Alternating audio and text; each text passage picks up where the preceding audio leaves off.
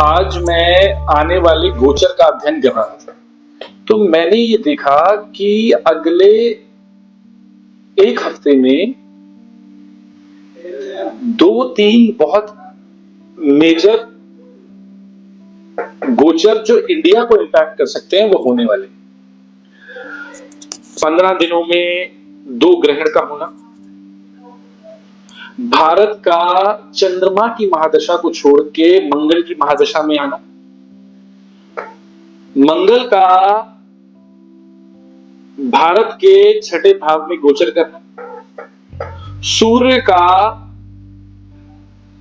शनि देव के सामने आना।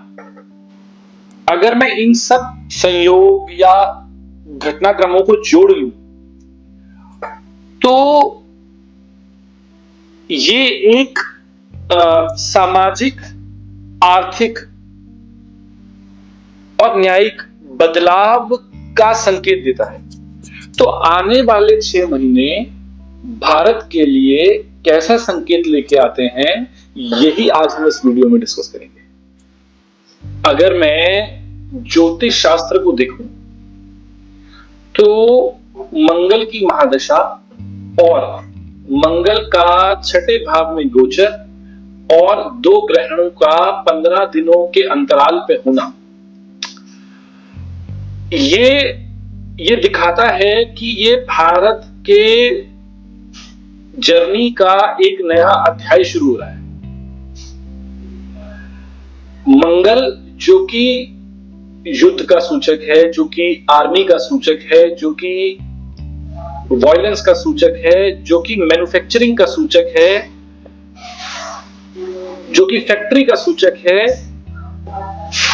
जो कि आपके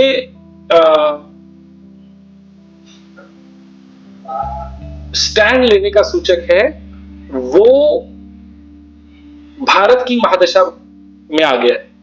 अब भारत की महादशा का मतलब यह हुआ कि जब भारत किसी और देश से डील करेगा या आंतरिक रूप से भी, तो भारत सबको थोड़ा पिछले डीलिंग के कंपैरिजन में थोड़ा अग्रेसिव नजर आएगा। भारत मार्स की महादशा के अंदर होने के कारण थोड़ा जिद्दी प्रतीत हो सकता है। भारत अपनी बात मनवाने के प्रति या अपनी बात को बड़े स्ट्रॉन्ग तरीके से रखने के लिए प्रेरित हो सकता है। ये मंगल की क्वालिटीज हैं जब मंगल महादशा में आते हैं। अब मंगल 13 सितंबर 2025 को भारत के छठे भाव में गोचर कर रहे हैं, जो कि तुला राशि है। छठा घर अपने दुश्मनों से लोहा लेने का है और लड़ाई का है, कंपटीशन का है, स्पर्धा का है।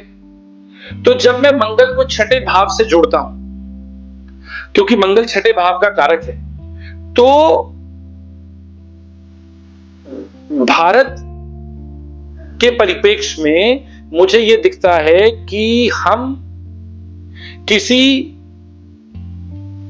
प्रॉक्सी वॉर में, किसी पूरी तरीके की वॉर में आर्मी का यूज करने की जगह पे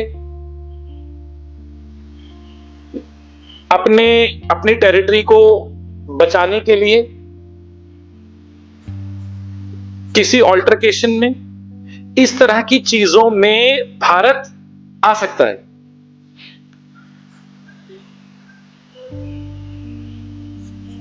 अगर मैं हिस्ट्री में जाऊं और ये देखूं कि जब 2 ग्रहण लगे तो किस तरह के पॉलिटिकल इंपैक्ट आए, तो आप देखिए 1933 में जब स्वतंत्रता आंदोलन ने जोर पकड़ा, उससे पहले भी सूर्य ग्रहण था। 1980 में जब इंदिरा गांधी का आगमन हुआ वापस सत्ता में, जब जनता में बहुत असंतोष था, तब भी ग्रहण था। और 2022 में जो लेटेस्ट है, रूस और यूक्रेन का जो युद्ध था उसका इंपैक्ट भारत पे आने लगा अक्टूबर नवंबर में, जब 15 दिन के गैप पर 2 ग्रहण थे। अभी अगर हम 2025 में देखें तो मार्च 14 और 29 को भी 15 दिन के ग्रहण के गैप पे 2 ग्रहण थे। उसमें जो इंसिडेंट हुए वो हम सबको पता है। दिल्ली रेलवे स्टेशन पे जो लोग फंस गए थे, एयर इंडिया का क्रैश हो गया जो कि बहुत ही अनफॉर्चुनेट था। तो हिस्ट्री और ज्योतिष शास्त्र ये सूचित करते हैं या ये इशारा करते हैं कि मंगल की महादशा और 2 ग्रहणों का साथ में आना सरकार को दबाव में ला सकता है, एक युद्ध का घटनाक्रम बना सकता है, अपने जो साथ के देश हैं, जिन देशों से भारत डील करता है, उनके साथ कंपटीशन में ला सकता है, रक्षा और हथियारों पे अपना खर्च बढ़ा सकता है, और जिस भी तरह का इंपैक्ट आएगा जो सामाजिक होगा उसका कोई ना कोई इकोनॉमिक या आर्थिक इंपैक्ट भी क्रिएट होगा। हमारे रिलेशंस और कंट्रीज के साथ इंपैक्ट होंगे, क्योंकि भारत दूसरे देशों को थोड़ा जिद्दी लग सकता है, थोड़ा स्टैंड लेने वाला लग सकता है, और थोड़ा अपनी बात पे अड़े रहने वाला लग सकता है।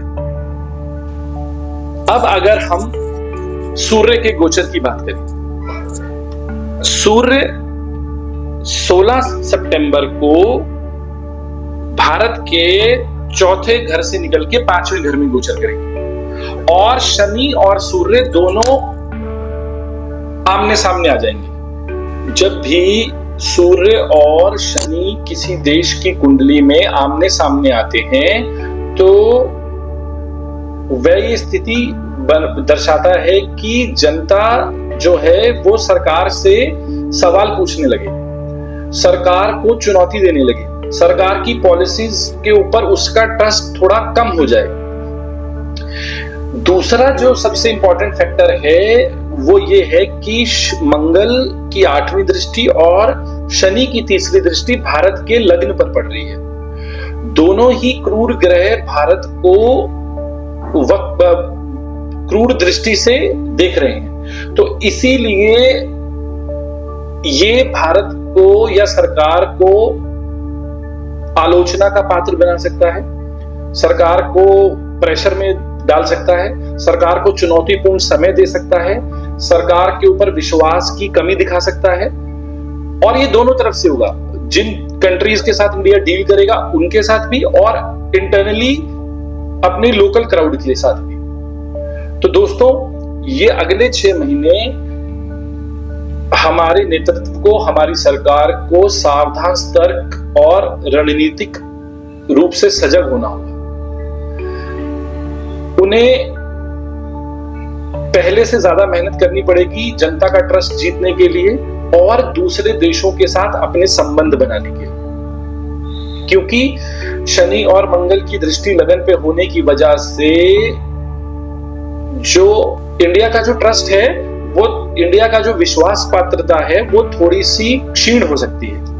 लोगों को या दूसरे देशों को इंडिया की बात समझने में थोड़ा चैलेंज आ सकता है, या वो समझना नहीं चाहेंगे। तो इसीलिए गवर्नमेंट को ज्यादा मेहनत करनी पड़ेगी लोगों को अपनी बात समझाने में, चाहे वो बाहर के देश हो, चाहे वो अंदर की जनता हो। तो दोस्तों, भारत की महादशा जो कि मंगल की है और जो गोचर हो रहा है, उसके हिसाब से ये 6 महीने का पैटर्न दिखाई देता है भारत के लिए। जैसा कि मैंने पहले भी अपने वीडियो में, जिसका नाम था शुक्र का गोचर मिथुन राशि में, तब भी मैंने आप लोगों को ये बताया था कि ये जो ट्रंप का टैरिफ एपिसोड है ये यहां से एस्केलेट हो सकता है। वो दो ढाई महीने पहले की बात है, तो आप उसे भी देख सकते हैं, वो मेरे चैनल पे पड़ा हुआ है। तो आप जरूर इस वीडियो को लाइक करें और सब्सक्राइब करें और कमेंट करें कि आप सबसे पहले किस एस्पेक्ट को नोटिस करेंगे, राजनीतिक, सामाजिक, न्यायिक या स्वास्थ्य, क्योंकि इन सभी एस्पेक्ट्स पे कोई ना कोई इंपैक्ट जरूर आएगा। धन्यवाद और भगवान सदैव आपकी रक्षा करें।